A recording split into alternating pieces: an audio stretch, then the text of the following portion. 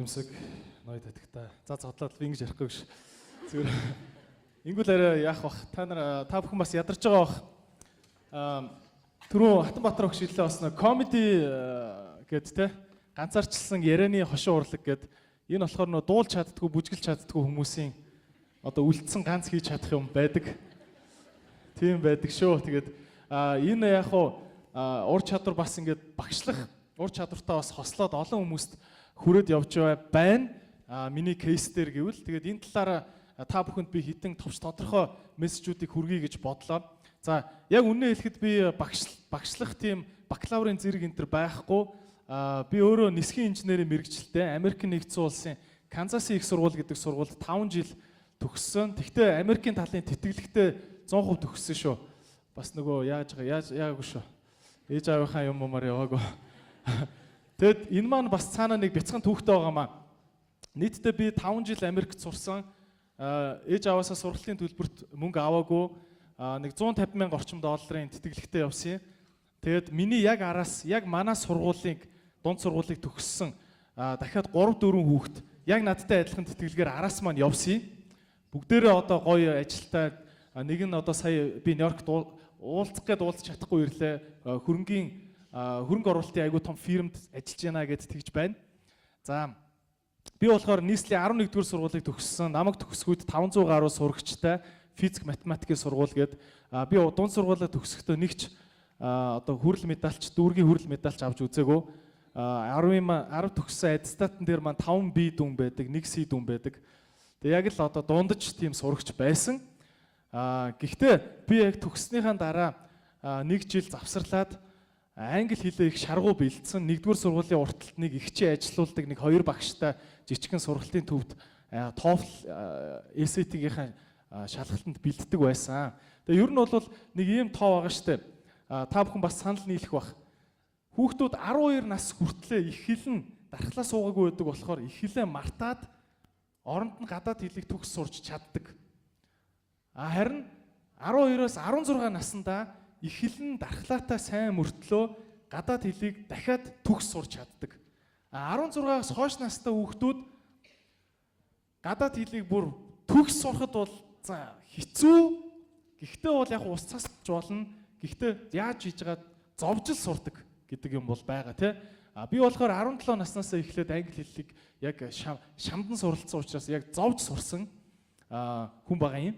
За тэгээд Америкт ингээд яваад төгсөөд ирлээ. Тэгээд ирээд яагаад одоо ингээд сургалтын төв ажилуулад ингээд багш болсон бэ гэхээр те найз нар маань асуудаг л та чи айхтар ингээд нисгэн нэрээр сурж ирчээд яагаад ингээд англи хэл заагаад байгаа ингээд тэгдэг. Энэ дээр би нэг тал дээр бас нийгэмдээ бас нэг мессеж хүргэмээр байгаа юм. Багшийн ажлыг тийм те за ярианы үгээр хэлвэл те мяа ажил гэж боддог хандлага бас байгаад байна. Би энэний эсрэг амьдрмаар байна. Багшийн ажил бол кул ажил байх хэвээр, секси ажил байх хэвээр тийм үстэй те. Гоё ажил байх хэвээр шүү дээ. Багш хүн гоё санагддаг байх хэвээр. Би Хатанбаатар огштой өнгөрсөн жил яг өдийгөөс жоохон өмнө Санкт Петербургс хот цаашаа нөгөө Финлянд их магтаж ярьж байгаа. Финляндаар явж дэлхийн номер 1 гэж яригадаад байгаа энэ сургуулиудыг очиж үзлээ. Тэгээ цаашаа Герман энтер орж хамтдаа явж сургуулиудаар нь орлоо. Нөгөө магтаад байдаг Ликваниугийн их сургууль энтергээ Сингапур, Хонконг бүгднгээр нь явж үзлээ. Солонгосоор явлаа тий. Ингээд харж байхад тийм байна л та. Финляндууд ярьж илээ л дээ. Танаа багш нар ч айгүй мундаг өндөр хангамжтай сайн салентай байдаг болохоор юу байд юм шүү, нэр үндтэй байд юм биш үү гэсэн чинь үгүй ээ. Энэ болохоор манай зүгээр нийт ард түмний соёлын асуудал байгаамаа. Яг бид нар бол овоож оцоосон тийм багшийн хангамж бол байдгүй. Яг бүх одоо үндсэн юмдаа хангалттай амьдралтай байдгаа. Гэхдээ бачвах бол нэр үндтэй гоё байдаг учраас шалгуур өндөртөө байдаг гэд ярьж илээ. За тэгэхээр бас нэг бодоод байгаа юм маань болохоор мэдээж яг суур хэрэгцээ хангагдaltaгүй яг гэхдээ бид нар бас сэтгэл зүгээрээ багш хүн гэдэг чинь гоё гэдэг зүйлийг нийгэмдээ хүргэмээр байгаа юм. За тэгээ ингээ бодлоо. Комеди сүүлийн 5 жил хийлээ. Комеди их олон хүнд хүрээд байна. Тэ? Комедигийн бичлэг 50-гууд 500 мянган хүн үзчихэж байна. Тэгсэн бүртлөө би англи хэлний талаар ингээд нэг бичлэг 50-гууд 20 мянга хүрээд гацж байна. Тэгээ яагаад байгаа юм гэхээр бас мэдээж үзэгчдийгээ буруутгах бол буруутгах асуудал бол биш шүү. Энэ юундаа байна гэж судлаад исэн чинь ингэт юм байна. Юу хүнд хүрдгүү гэхээр стори хүнд хүрд юм байна. Яриа ямар нэгэн тойцсон юм хүнд хүрдгүү, стори хүрдэг. Стори гэдэг маань бяцхан түүх, өгүүлэмж хүрдэг гэсэн үг. Тэгэхээр бид нар хүнд юмыг хүргэмээр байгаа бол ямар нэгэн байдлаар өгүүлэмж рүү оруулна гэсэн үг. Одоо энэ маань өөрөө юу л да. Одоо хүмүүс нийтлэл хэрэгтэй юм олж уншихгүй байгаа бүртлөө яагаад ингэж Netflix-ийн сериал үзээд байгаа юм бэ гэхээр энэ нь өөрөө маш гоё фильмээр харуулж байгаа өгүүлэмж байгаа даа байхгүй юу. Тэгэхээр би та бүхэнд нэг уриалмаар байгаа юм нь юу вэ гэхээр багшийн ажлыг нийгэмд сайхан харагдуулахын тулд та бүхний түүх гарч ирмээр байна. Одоо түрүүн боловсролын сайд маань ярьж байна те. Ингээд шоу хийнэ, реалити шоу хийнэ гэж.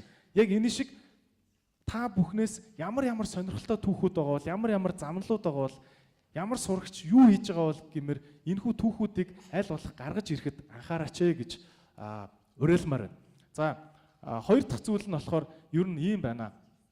Сүүлийн 3 жил бол би одоо яг танхимд сурагч нартай тулж ажиллаж байна л та. Одоо Хатанбаатар багш сая танилцуулсан энэ гадаад үгийг цээжлэх энэ хөтөлбөрийг одоо удирдаад явдаг манай фаро сургалтын төв дээр бол надтай нийлээд бараг 10-аад багш байна.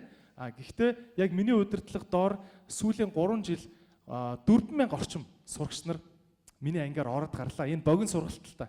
Тэгэд 4,000 орчим хүмүүсийн датаг ингээд эргээд харж байхад нэг иймэрхүү байна. За орж ирсэн хүмүүсийн 60 хэдэн хувь нь эмэгтэйчүүд байна.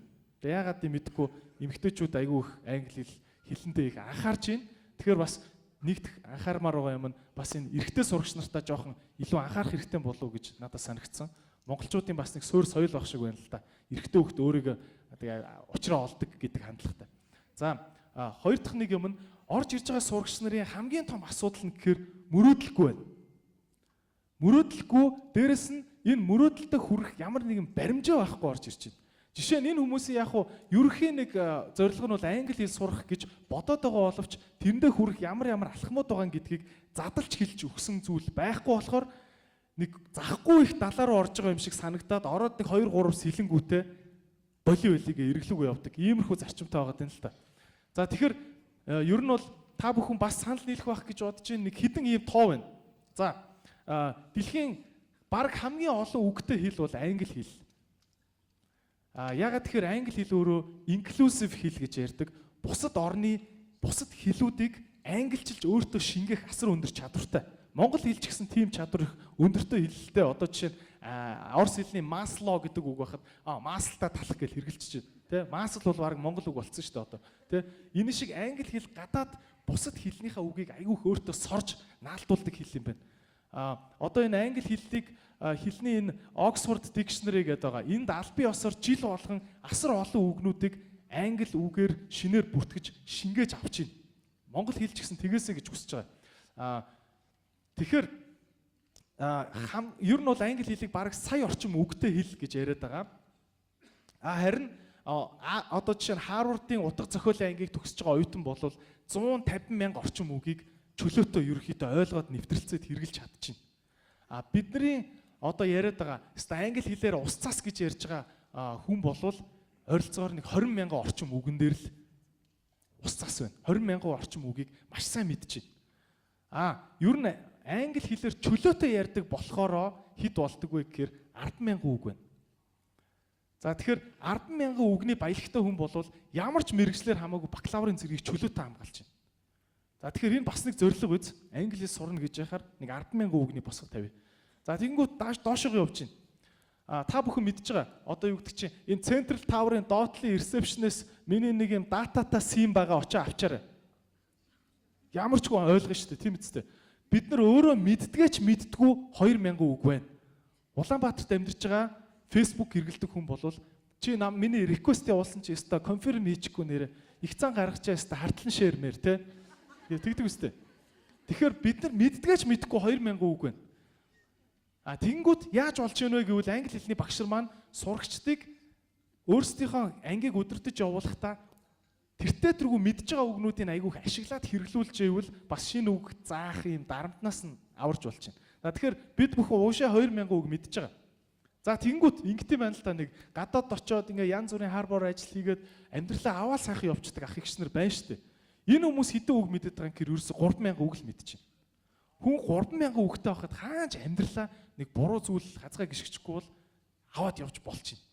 За тэгэхээр одоо бүгдээрээ иймэрхүү зорилгоодыг харж байна. За мөн Хатанбаатар багш Викторийн анх ингэж санаачилж гаргасан энэ гадаад үг цээжлэх сургалт маань 600 үйл үг цээжлэх сургалт гэдэг байгаа. Энэ ямар учиртай тоо юм гэдгийг бас ярив. Одоо энэ ой тогтоолтын энэ аргыг сая та бүхэн танилцуулсан. Энэ аргыг хүн анхандаа та нарт хэцүү байгаа ч гэсэн 200% үгэн дээр яс сууж агаад хэрэгжүүлсэн байхад дадал болж байна. 200% үгэн дээр.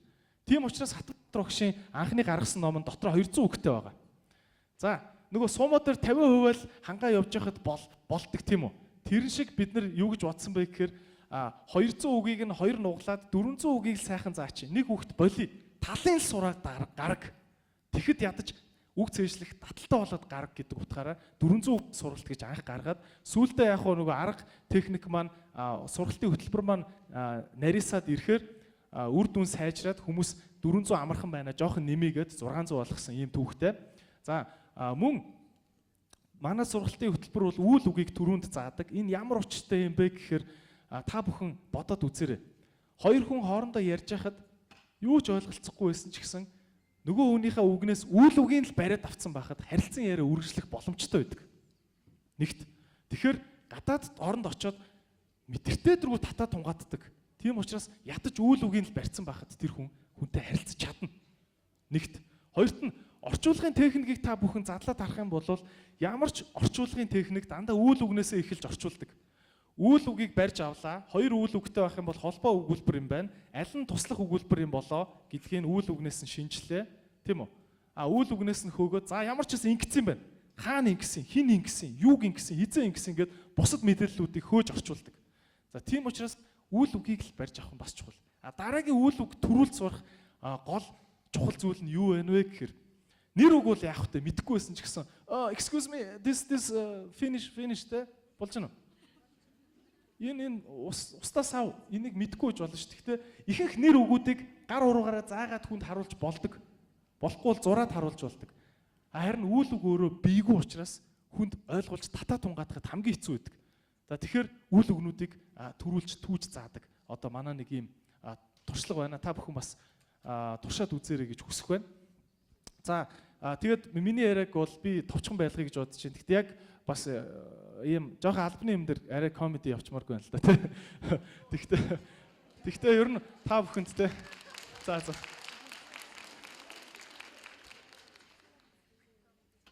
Дахиад та бүхэнд онцолж нэг хэлмээр байгаа юм. Хүүхдүүдийг storyteller болгооч. Story өгүүлэмж ярьж чаддаг болгооч гэдэг нь хэл сурахтайгаа дүүх үз том чухал чадвар байна. Одоо ийм байгаа юм л та. Би анх сургуульд аппликейшн бичиж байхдаа тэр 100% тэтгэлгээ авахын тулд би нийтдээ 4 эссе бичсэн. Тэр эссе маш урт эссенүүд байсан. Би ингэсэн юм анх дүүргийн олимпиадад ороод шилдэг хүүхдээр шалгаж 4-р байранд орлоо гэдээ өөрийгөө жоохон дөвөөлгөө бичихгүй. Тэрийг Америкт уншиж байгаа хүн тэр Монголын нэг ямар хот гинөө дүүргийн Sukubator district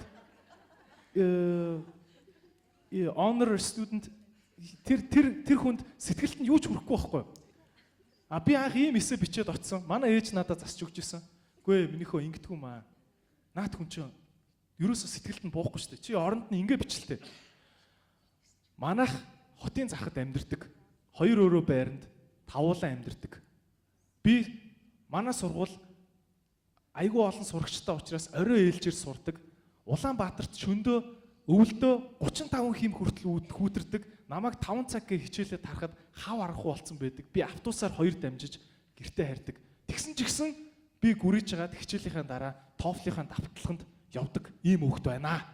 Намайг аваач. Ойлгож байна уу? Тэ?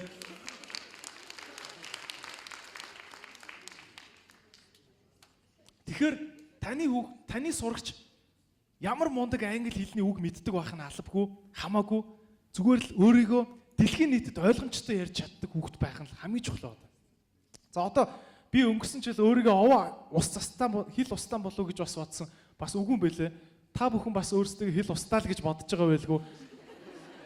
Энэ жил нэг төрийнхаа наадмыг нэг синхрон орчуулаа үзээрэй. Чанга юм байлээ штэ. Манай төрийн наадмар чинь тэгээд нөгөө телевизэн нэвтрүүлэгч нар чинь ямар уран тод хэлтэй юм те. Ерөөсөө тэгж бүх мөх тайлбарлахдаа тэгдэм байлээ штэ гарч ирээ те. Хүмүүний алтан заяа энд байхын учир Монголдо төрсөндөө би Азтай гэдэм байлээ штэ. Хажууталд нөгөө Америк хүн юу гэж үү гэдэг. Би хүмүүний алтан заяа ч одоо юу юм бэ те. Орчуулахад ямар хэцүү байт юм бэ те. Би бол яг бандсандаа бол айгу хазгаан мөрөө окей Mongolian people were living a very golden life and I'm feeling lucky те. Нэг тиймэрхүү маягаар орчуулсан яг үнэхээр бандсан л таа бас те. Араас нь тэгдэм байл шүү дээ гарч ирсэн. Тунгалаг усны толойг хулангийн сүрэгтэй булаалдахын учир гэл ингээл монголоо магтаал. Юу ч юу гэд тунгалаг усны толой ч юу юм бэ тийм үстэй. Би энэ Банаква цэвэр усл гэж мэдчихснээс биш. Хизээчлаг тунгалаг усны толой гэж би англиар ярьж байгаа байхгүй. Mongolians were drinking pure water and хулан ч одоо бас юу юм бэ те. Wild donkey coming and we were fighting те нэг юм айгу хэцүү эсэл та надад бол орчуулахад те. Хорвоод хосгүй хорвогийн бүх их шгийг хоёрхан чавхцанд багтаадаг энэ төр гэл морин ураа магтааш үлгэлэх юм те. Okay, Mongolian music was playing every music in the world. Only two you know чавхтас те ингээд бас хэцүү байдалд орд юм байлээ шүү дээ англи хэлний багш нар ч юм бас те. Тэгэл эн чин юу мөнүүдийг тэр бүхийн янз бүрийн цоллогооч ямар нарийн цолт юм бэ тийм үстэй те. Гарч ирэл түмнээс төгөлдөр олныг баясуулагч гэлдэх юм те. Түмнээс төгөлдөр энэ түмчин 10,000 үл юу лээ дотроо бодож байгаа юм чи. Okay, this guy was very perfect among 10,000 other men. Тэ олныг баясуулагч энэ төр гэхэр чинь бас яг бодохгүй байхгүй. He is a big champion but he is a public entertainment man. Тэ нэг юм. Найз нь бол нэг тэр хавцаал орчуулсан те. Тэгэхээр найзынхан дахиад хэлэх гээд байгаа юм те. Монгол хэлэн дээр уран яруу хүнний зүрхэнд хүрж байгаа энэ стори өгүүлэмж гэдэг юмыг хүүхдүүдтэй хэлүүлж англи хэлээр нь бас хэлүүлж дэлхийд ойлгомжтой яриулдаг л тийм л хүн болгомоор байна. Тэгээд үг хэлэх боломж олгосонд баярлалаа. Иймэрхүү л юм байна. Баярлалаа.